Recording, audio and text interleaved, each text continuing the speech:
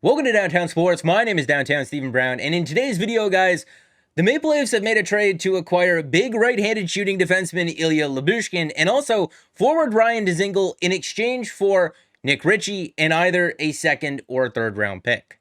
By the way, if you're new here and you enjoy the video, it would mean a lot if you considered subscribing, and if you're already subscribed, you know I love you.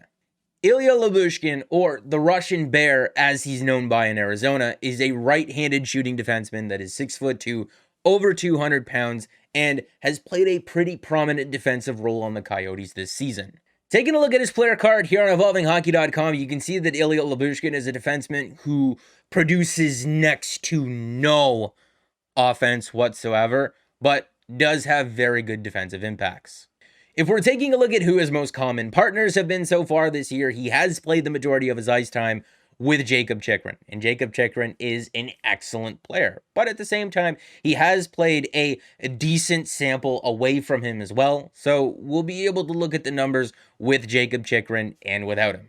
If we're taking a look at the with and without numbers for Ilya Lyubushkin and his teammates so far this year on hockeyviz.com, you can see that when guys aren't playing with him, they're better offensive players. And that's not too surprising, but they're also significantly worse defensively as well.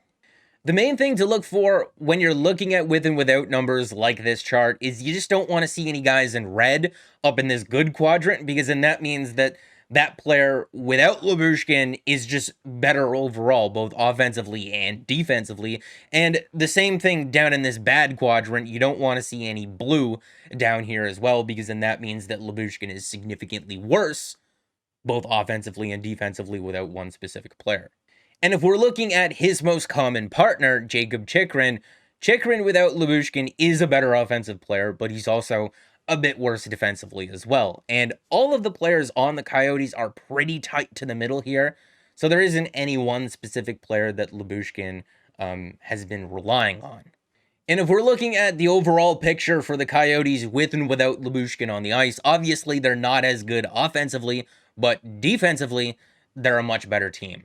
But it's always important to contextualize these stats by looking at what role this player has been playing for them. Because if he's playing a heavy offensive role for them, and these are the numbers that he's producing, obviously that wouldn't be very good. But if he's playing a heavy defensive first role and logging a lot of minutes, you can put some stock in these numbers. And if we take a look at puckiq.com, we can see how Ilya Lyubushkin has played against varying levels of competition with and without Jakob Chychrun. I've tried my best with some arrows here to kind of point out what I'm going to be talking about, but I do understand that sites like these kind of read like mud. Basically, what we can take away from this is that against elite and middle of the lineup type competition, Ilya Lyubushkin may not be as good overall without Jakob Chychrun, but in terms of the shot attempts against and the quality of them, he's not any worse defensively, playing in a larger defensive role. And to be fair to Lyubushkin, well, you may say, oh, he's not as good overall without a guy like Jakob Chychrun. I mean, if we're looking at who else he'd be playing with in those minutes, there's not a lot of help out there. As for who a guy like Lyubushkin would play with on the Leafs, I've been using this quote from Sheldon Keefe from the middle of January, talking about what Jake Muzzin has struggled with so far this year, when talking about any defenseman that the Maple Leafs could potentially acquire.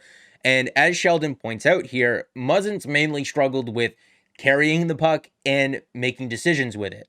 And Muzzin at this point in his career is also not the quickest guy out there as well, so playing a guy like Lyubushkin with him doesn't make much sense, because I'm not interested in compounding that problem. Lyubushkin is by no means imaginary, quick, or good at moving the puck.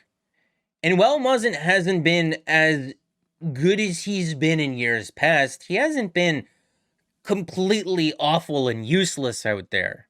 But at this point in his career, I don't think it's reasonable to expect Muzzin to be able to carry the Maple Leaf shutdown pair, especially playing next to a guy like Justin Holl, who goes through his hot and cold streaks and has his moments. But I've been saying this in my previous videos, if you're not comfortable paying the ridiculous prices that have been thrown around so far this year, like Ben Sherratt being worth a first and a third round pick, or Josh Manson being worth a first round pick and a prospect, or a guy like John Klingberg being worth a first round pick and 2 prospects. And those guys are all on expiring deals. You know, whether or not they can help Jake Muzzin out with what he's struggled with so far this year, maybe the next best option is to acquire a guy who can solidify that third pair with Rasmus Sandin that can help take some of the responsibility away from Jake Muzzin. Because I do think a guy like Rasmus Sandin is ready to take on some more responsibility at this point in his development. And I think that a guy like Lyubushkin can do that for the Maple Leafs. Well, he's not the greatest at defending the rush, and that is an area that they've struggled with so far this year. He can help them out playing in their own zone, winning some puck battles, and being better in front of their own net. Sometimes you just need absolutely nothing to happen out there. And Ilya Lyubushkin is one of the most boring defensemen in the NHL this season. Nothing happens when he's out there.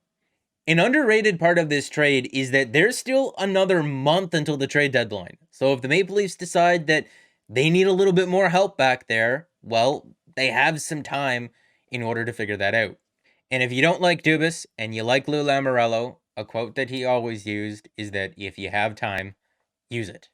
Usually I don't like placing an emphasis on plus minus, but if you don't like all the fancy stats, playing in a pretty prominent defensive first role, he's only a -6 on a team that has a goal differential of -74. In the previous video that we talked about Nick Ritchie here on the channel, I said that the price for another team to take him should not be based on his $2.5 million cap hit or his $3.3 million salary next season, but what it would cost to buy him out. Because if you think about it, if they don't buy him out, then obviously they feel that he can add some value to their roster. And if he can add value to their roster, why are the Leafs giving up more to trade him away? And I had said in that video, the price to do that should be no more than a third round pick. And it would be even less than that if the Maple Leafs had retained any salary, because then they would share in this hypothetical buyout. Well, the Maple Leafs didn't retain any salary, and they also acquired a decent defenseman and a depth forward to boot. So, to give up a second round pick instead of the third that I predicted to also acquire those two things, not that bad. They free up $2.5 million this summer, and they correct a mistake that they made. I can live with it.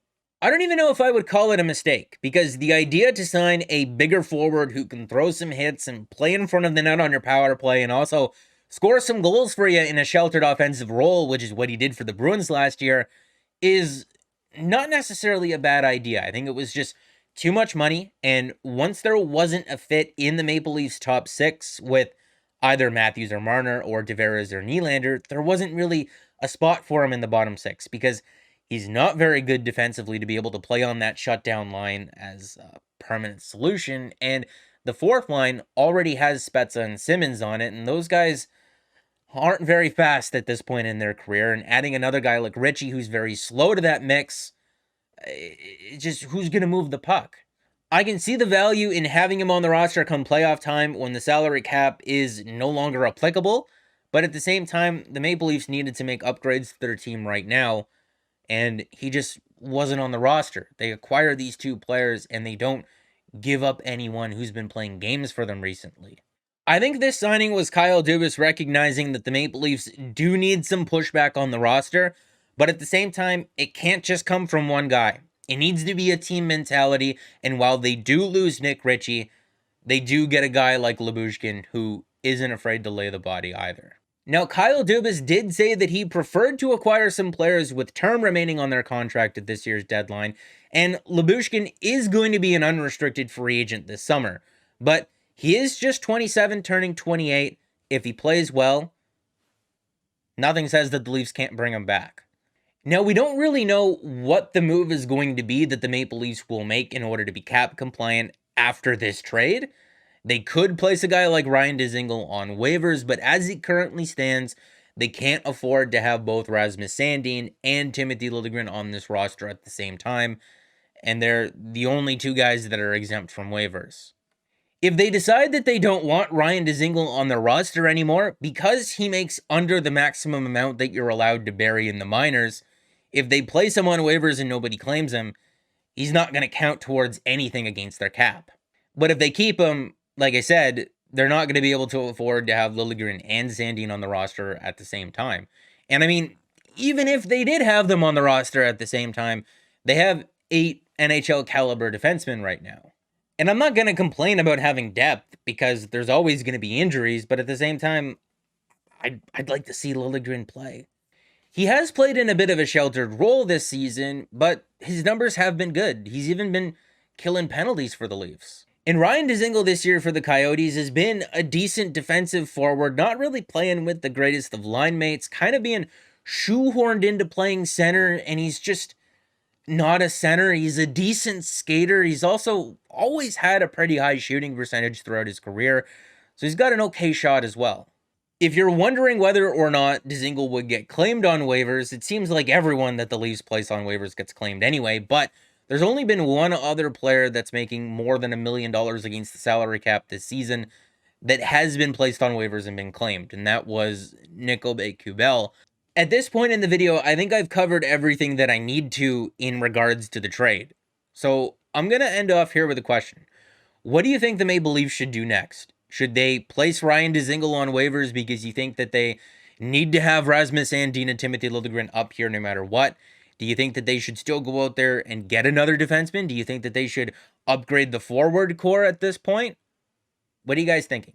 Let me know down in the comments section because, I don't know, there's a lot of questions and there will be more time to answer them in another video. So make sure to leave me a like on the video if you did like it and subscribe for more because more is always on the way. And guys, I'll talk to you in the next one.